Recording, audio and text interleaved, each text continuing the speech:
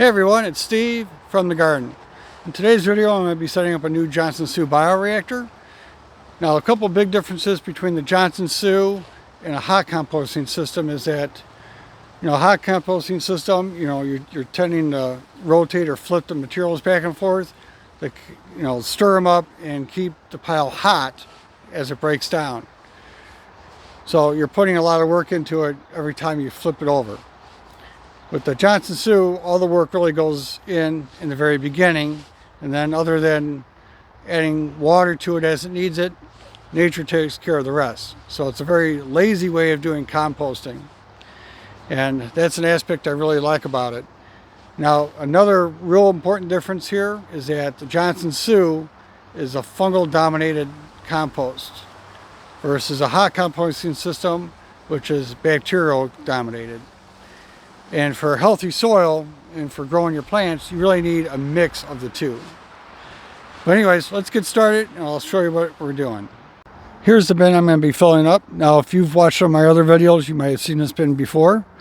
Now, I have two pipes put in. These are 3-inch pipes, and I have them sitting on T-posts. I only put the T-post in just deep enough to hold the pipes in place. And I got cardboard on this pallet, just because I don't have any backing material on it. So that'll help hold the material in from going inside the pallet. And then on the back side, I have a piece of cardboard, not because I'm worried about it going through the chain link fence, but to hold the moisture and some of the heat in as I head into winter time. And on this side, we just got chicken wire. That's not going to hold the heat in, but it does hold the material from getting inside this pallet area for the most part. I got the pipe space so they're kind of like equal distance right in the center, and then equal distance between the front and the back. My source of materials is going to be a combination of leaves, whatever little bit of grass clippings are in with the leaves, and horse manure. Now that's the same kind of materials I'm using in my hot composting system.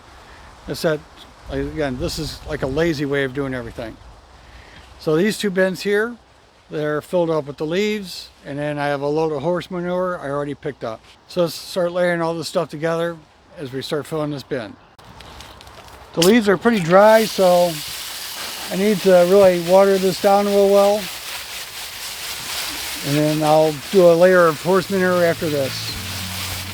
Since I'm not going to be flipping this pile, I'm keeping the layers of leaves and horse manure thin. This provides a better mix of materials right from the beginning. Here you can see that the horse manure is already starting to steam. It's already getting hot even though I just picked it up from the stable.